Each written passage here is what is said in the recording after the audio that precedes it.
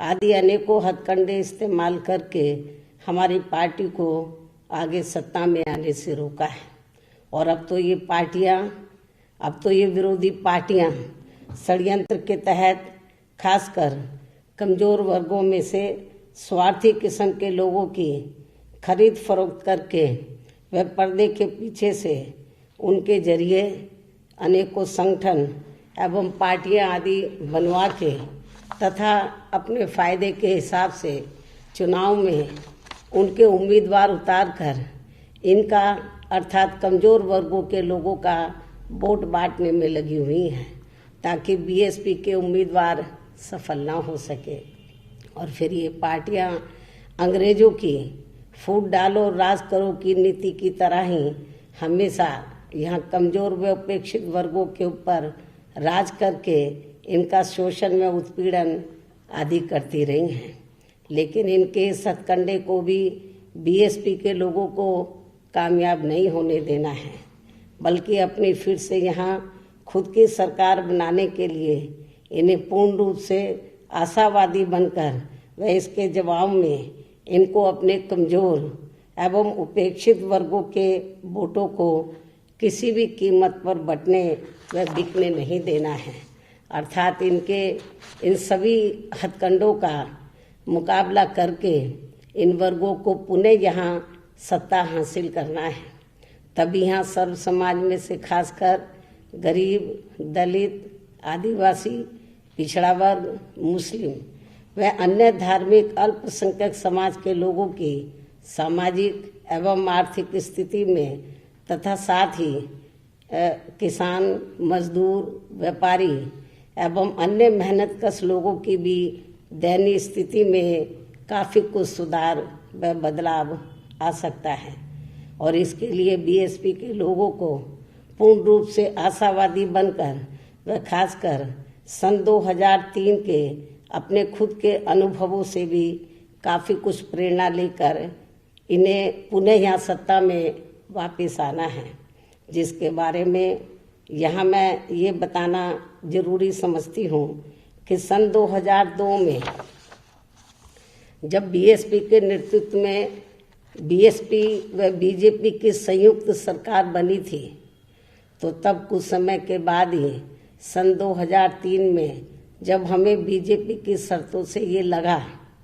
कि इनके साथ मिलकर लोकसभा का चुनाव लड़ने से हमारी पार्टी की नीतियाँ काफ़ी कुछ गड़बड़ा सकती हैं, तो तब फिर मैंने उस समय अपनी पार्टी व मूवमेंट के हित में लगभग 16 महीनों की चली सरकार के दौरान ही अपने मुख्यमंत्री के पद व अपनी सरकार को खुद ही छोड़ दिया था। तो तब उस समय हमारी पार्टी के लोग काफ़ी निराश हो गए थे। लेकिन जब मैंने उनको ये समझाया, पार्टी के कैडर को ये समझाया कि राजनीति में कुर्सी व सत्ता बड़ी नहीं होती है, बल्कि उससे बड़ी पार्टी व उसकी नीतियाँ एवं सिद्धांत होते हैं, और इस मामले में हमें अपने संतों, गुरुओं व महापुरुषों के संघर्षों से भी काफ़ी कुछ सबक सीखना चाहिए। तो तब फिर उस दौरान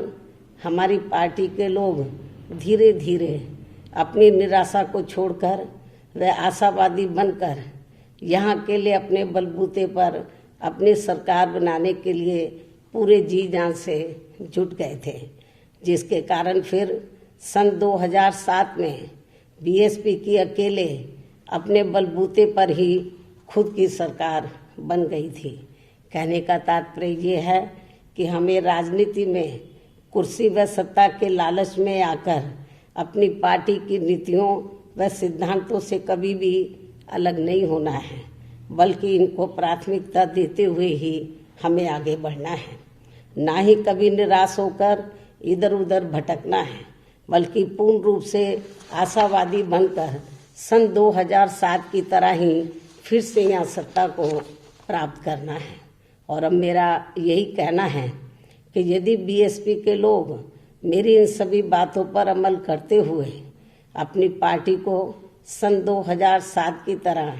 पुनः यहाँ सत्ता में लाते हैं, इसके साथ ही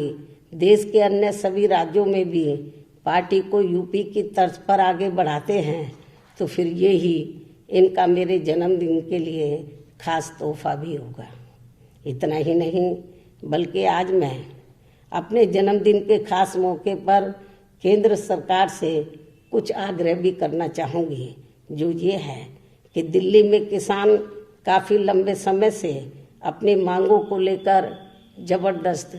आंदोलित है और उनकी मांगों को लेकर किसानों व केंद्र सरकार के बीच में कई बार वार्ता भी हो चुकी है, जो अभी तक नाकाम रही है और आज भी इनकी वार्ता होने वाली है, जिसको लेकर हमारी पार्टी आज पुनः ये अनुरोध करती है कि केंद्र सरकार को अब इनकी सभी मांगों को, जिसमें 3 कृषि कानून वापस लेना खास है, तो इनकी सभी मांगों को मान लेना चाहिए तो ये बेहतर होगा, क्योंकि किसान अपने हित व अहित को अच्छी प्रकार से समझते हैं। इसके साथ ही यह हमारी पार्टी का केंद्र सरकार से ये भी कहना है कि देश में कल से कोरोना टीकाकरण का अभियान शुरू हो रहा है, जिसका बीएसपी स्वागत भी करती है, लेकिन इसके साथ ही यहाँ हमारी पार्टी का ये भी विशेष अनुरोध है कि केंद्र की सरकार ये कोरोना वैक्सीन पूरे देश के आम लोगों को फ्री में ही दे तो ये उचित होगा। और यदि केंद्र की सरकार हमारे इस विशेष अनुरोध को स्वीकार नहीं करती है तो फिर ऐसी स्थिति में देश की सभी राज्य सरकारों को इन्हें ये सुविधा फ्री में ही देनी चाहिए। ये भी हमारी पार्टी का सभी राज्य सरकारों से विशेष अनुरोध भी है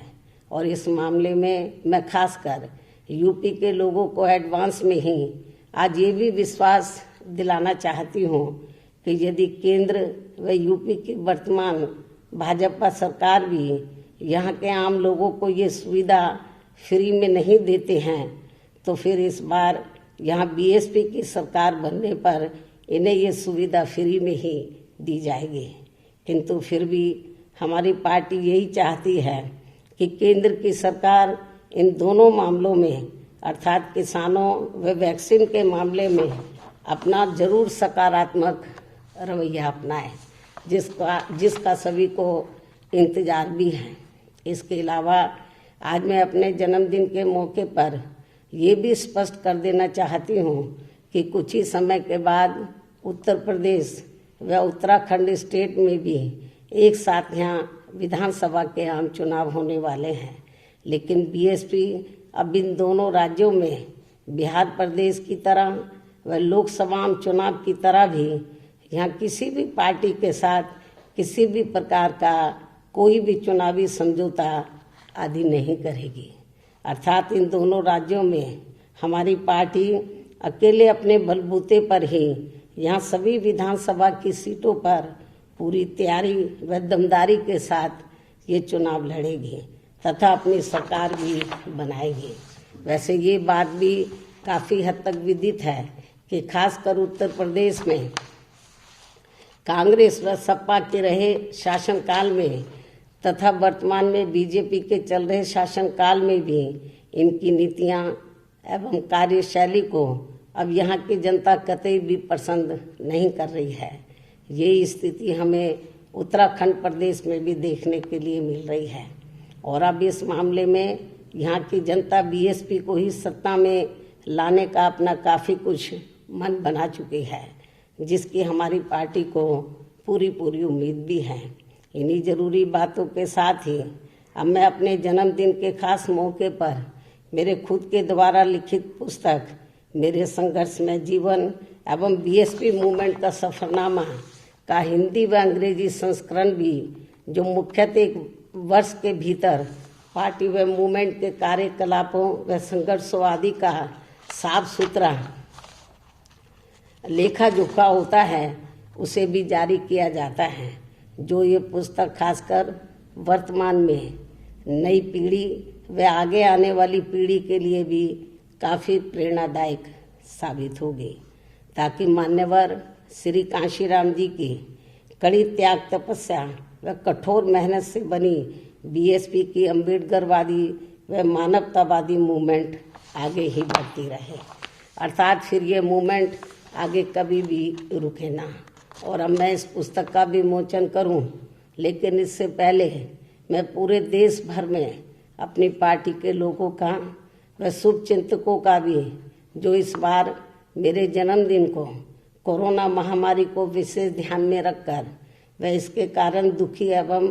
पीड़ित चल रहे लोगों की मदद करने के खास उद्देश्य से इसे बहुत ही सादगी व संजीदगी से जन कल्याणकारी दिवस के रूप में मना रहे हैं, उन सभी का मैं पूरे तहे दिल से आभार प्रकट करती हूँ। साथ ही इस मौके पर भी आज मैं पुनः इन्हें नव वर्ष सन 2021 की अपनी हार्दिक शुभकामनाएं देती हूँ तथा इनके उज्जवल भविष्य की भी कामना करती हूँ। और अब मैं अपनी पुस्तक का विमोचन करती हूँ।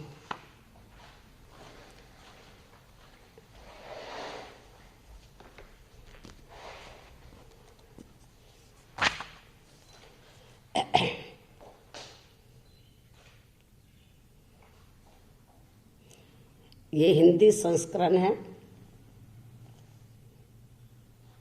अंत में अब मैं अपने सभी अनुयायियों व शुभचिंतकों से